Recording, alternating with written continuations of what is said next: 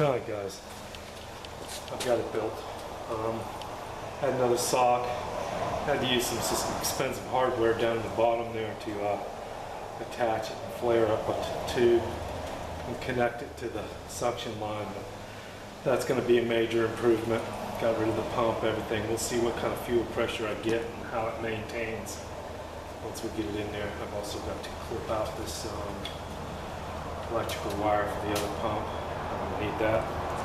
Alright, we'll see what it does when we get it in there and how it goes. You can see down inside there, just a little suction thing. I actually reused this just to keep it away from my fuel sending unit arm down in there. I didn't want the wire or the hoses reaching over and touching it or something like that, so that worked out good, that little piece. And my sock is right to the bottom. I drilled a couple holes in the side, just some 3/8 holes or right around there. And it has one in the bottom where it sucks in through. So it should be fine.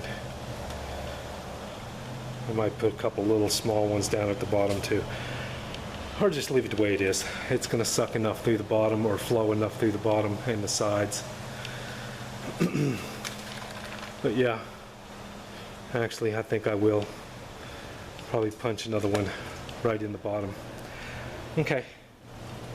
We'll see what it does when I'm done. Alright, thanks for watching.